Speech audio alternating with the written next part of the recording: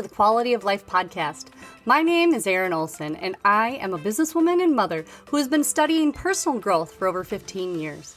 I've tried almost all of the habits and hacks out there. My goal is to use my real-life experience to show you which tricks and habits make the biggest changes to your quality of life with the least amount of time and energy on your part. We will cover everything from habits to hacks, fitness to family, and everything in between. Now, let's dive on into today's topic.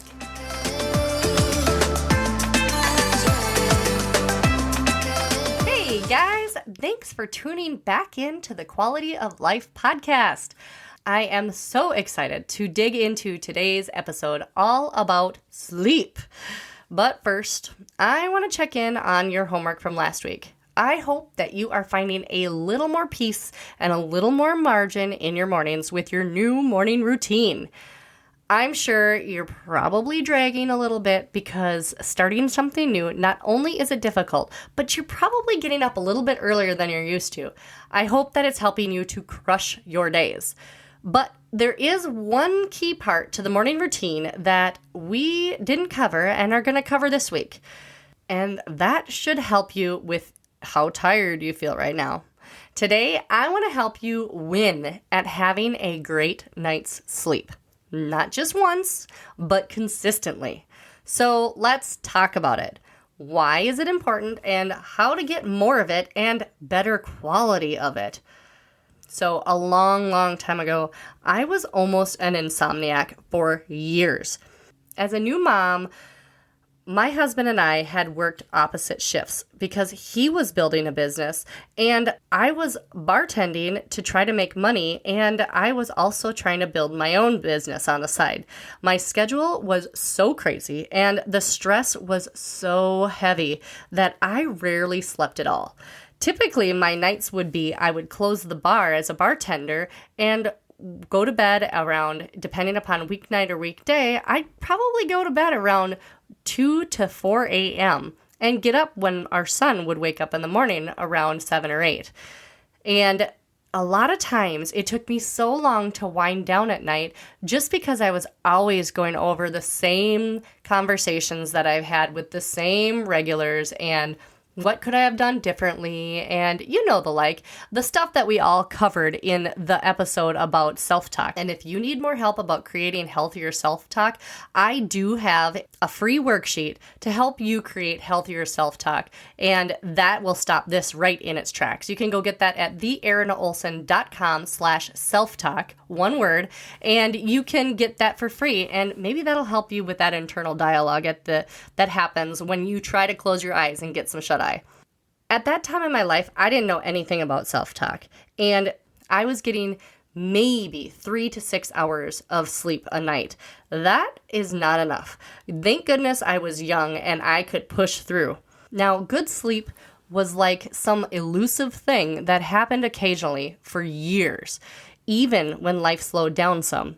Then, during an Ed Milet podcast in 2018, he interviewed Shawn Stevenson. He's the author of a book called Sleep Smarter. And my sleepless nights have been far and few between ever since, even though life has gotten even more challenging. So why is sleep so important? Well, not just any sleep, but good sleep. According to Shawn, high-quality sleep fortifies your immune system, it balances your hormones, it boosts your metabolism, increases your physical energy, and improves the function of your brain. He also goes on later to say that if you get a decent amount of good or high-quality sleep a night, you are 80% less likely to be overweight. Sleep is usually the first thing that people will give up when they try to better their lives, careers, or when they have kids. And the hustle mentality is real. For the last probably 10 years, a lot of people have said that you can always give up sleep in order to start your side hustle. And yes, that is true. And that is how I started all of my businesses. But when you do lay down and you go to sleep, it needs to be good quality. And so even if you are trying to hustle or have a side hustle, you still need to get good quality sleep.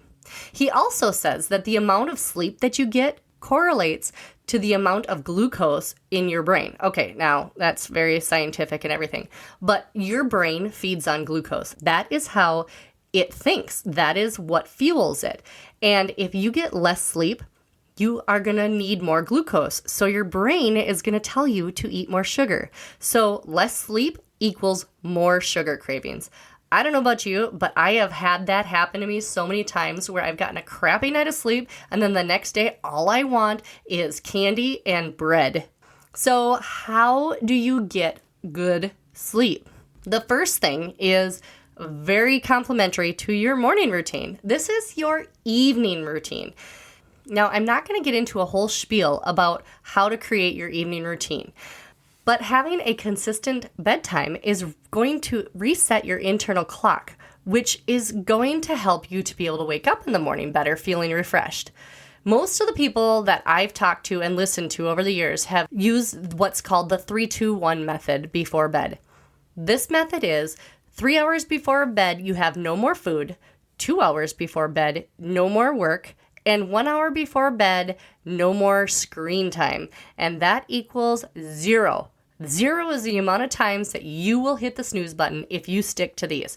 Now, easier said than done, but I will say that there is something to the 3-2-1 method. So create your evening routine just like you did your morning routine in the last episode. And reverse engineer exactly what time you want to go to bed so that you can get a decent amount of sleep. And then decide how long you need to start implementing not eating, not drinking, and not working and staring at the TV or your laptop for that matter. The second thing that can really help you to get good quality sleep is your environment. Okay, let's talk about it. The words are cool, quiet, and dark. Okay, those are what you need to remember. Your bedroom is supposed to be cool, quiet, and dark. Studies have shown that the average temperature of 65 degrees is ideal for sleeping.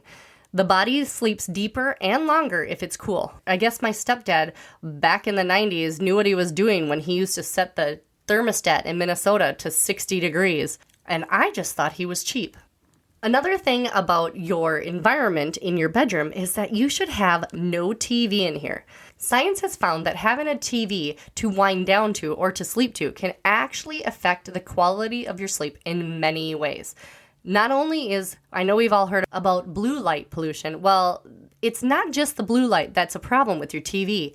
The sound and the subliminal messages that you can hear even though you're sleeping are going to keep you from reaching REM state and other sleep cycles that are so important by stimulating different parts of your brain, even if you think you're asleep. TV also creates what Brendan Burchard calls micro-judgments, and that can cause your internal dialogue to keep yapping away all night long, or at least for an extended period of time as you're trying to sleep. Now, the dark part about your bedroom is to have blackout and blue light filters.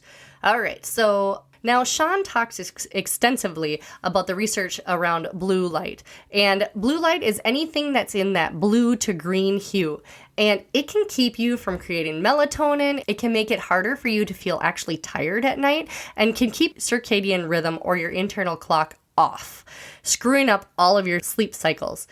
He cited a study that they took a small LED blue light bulb and put it behind somebody's knee in the middle of the night. And they found that even if it is not your eyes that are detecting the blue light, that your body has sensors that can detect it. And just something as small as an LED light can throw off your sleep cycles enough to cause terrible sleep. Another thing that can help you to have an environment that is more conducive to sleep is to have it dark. 2 tools here, blackout curtains and electrical tape.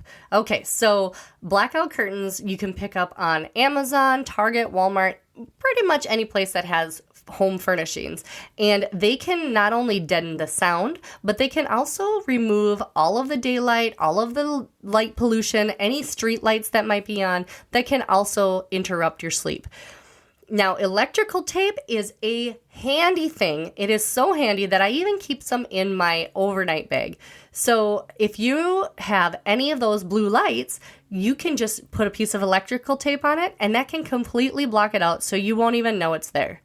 Now, a long time ago, when I was doing trade shows with my former company, we had a lot of times that we were exhausted and staying in hotel rooms. And I had heard about how bad blue light is for you, so I packed a roll of electrical tape in my bag. And I totally remember how much better I felt in the morning when I used the electrical tape to cover up not only the microwave and the alarm clock and the lights on the thermostat. Also, make sure you remove all the black tape before you leave the next day. That brings us to the quiet part of your bedroom. Noise is crazy how much it can keep you awake. So while most people can't sleep in earplugs, there are a couple different ways to help drown out any noises that may be interrupting your sleep as well. White noise machines or fans can be invaluable. So if you forget your fan or your white noise machine, there are so many apps on your phone that can really help you to have certain noises that are going on in the background that are going to help you to drown out other loud noises. Also, there is something called Do Not Disturb on all iPhones, and I'm pretty sure the other phones on the industry have also implemented something similar. Do Not Disturb is a setting in your phone that can make it so nobody and no apps will make noise unless they are allowed permission to between a certain schedule. Now, I know everybody's afraid that, they're not going to hear the emergency phone calls, but if you have anybody in your favorites, or there's also another setting that is if you have it so that multiple phone calls will automatically be put through, that way you can sleep soundly knowing that emergencies will come through if they need to. Another thing about the environment that is really going to help is to make sure that the bedroom is only for sleeping and other adult activities, which that can also help promote good sleep, just in case you're curious. So the third part of getting a great night's sleep is timing and consistency. Timing and consistency is very important to help your body to get ready for sleep, and also so that you can wake up feeling fully refreshed. I have a list of things to do before bed, and these are all hints and tips that have come across in that book, Sleep Smarter, or just in my experience. Taking a hot shower or bath 1 to 2 hours before bed helps the body to go into its cool down mode. And the body at night, just by the way it's designed, starts to cool down so that you can have a cooler night's sleep. And that will help you to have a better night's sleep as well. Another thing that can really help is if you wear specific pajamas. For a long time, I would always wear just any t-shirt and a pair of boxers or something. And I started implementing this years ago, and it's amazing how your body starts to adjust the second you put on pajamas, or for me, it's a tank top and a specific pair of shorts. This is actually going to signal your brain to start slowing down so that you can get good night's sleep. Another thing that sounds so funny, but it does actually help, is to get outside during the day. Go and see as much sunshine, well, with sunglasses, of course, as you can throughout the day. This helps your body to start creating melatonin, which helps it promote better sleep at night. There's also a magic window between the hours of 10 p.m. and 2 a.m. that offer the best quality of sleep, and it helps you to have better hormone production. And so if you get to sleep around 10 o'clock and don't wait for that second wind to kick in, you are going to get way better quality of sleep than anybody who goes to bed after 11 or 12. Another thing that really helps to calm down and relax your body is magnesium. Now, 80% of adults are deficient in magnesium, and magnesium is something that aids in relaxing muscles, reducing stress, and it also helps to regulate metabolism, and who doesn't need more help there? The best way to add magnesium is not necessarily in pill form. It can be as easy as an Epsom salt bath 1 to 2 hours before bed, Or there is different balms and oils that you can buy that are magnesium oils, and you can keep it by your bedside. And when you lay down, you just apply it to any place that it seems to be tight or sore, which is usually for me, my neck and my back and shoulders. And that'll help relax your muscles and help get you ready for a great night's sleep. Now, I know it's contradictory to the information I'm going to give you next, but one thing that has really, really helped me to relax before bed is to have a glass of red wine. Now, I tend to limit myself to one glass, and it is of a drier red wine. And that helps me to quiet my mind better than pretty much anything else I've tried. I have a few things that you should definitely not do before bed, and those are exercising. You definitely don't want to exercise between 2 and 3 hours before bed, because that is going to speed up your heart rate and your body is going to be way less likely to be able to calm down. Also, caffeine. I know we all love our caffeine, and if you're anything like me, I used to do the 3 o'clock cup of coffee or tea, and anything later than that, I knew instinctively made it so that I couldn't sleep as well.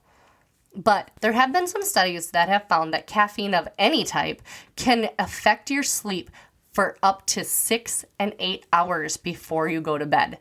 So the suggestion is, if you're going to go to bed at 10 o'clock, you should cut it off at 2 o'clock in the afternoon. No more caffeine after that. And like I said earlier, alcohol.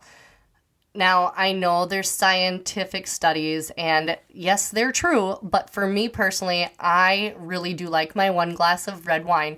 But I will say that alcohol is a stimulant, and it can really decrease the quality of the sleep that you get. Another thing you definitely should not do before bed is stare at your phone or computer or even a TV. That brings us back to the 3-2-1 method that I talked about earlier. Try reading a book instead. And let me just ask you, how many times have you fallen asleep reading, right? So the average adult needs 7 to 8 hours of sleep a night. Now, how much sleep have you been getting lately? All right, guys, time for your homework this week. All I want you to do is to focus on creating an evening routine so that you can create your own rituals for sleep. Then I want you to make it happen. Well, I know I gave you so much information and tools to use to get good quality of sleep. I know that it is easier said than done. Start small and don't stress about it. That can make matters worse. Whatever thoughts are keeping you awake, write them down. There's nothing you can do about it at that time, so let it go. Plus, getting a good night's sleep can give you some clarity that you were too tired to have prior. Well, I hope this helps you get the best sleep of your life. If you know someone who could use a little better sleep, share this with them. I'd also love it if you would go rate this podcast wherever you have listened to it. Together, we can increase not just the quality of our sleep, but also the quality of life. Thanks, guys. We'll see you next week. Thanks for listening to today's episode. Be sure to check us out on the Quality of Life podcast, Facebook and Instagram pages, and our website, theerinolson.com, for downloads and more information. That is THEERINOLSON.com. Stay up to date by joining our email newsletter. Together, we can improve all of our quality of life.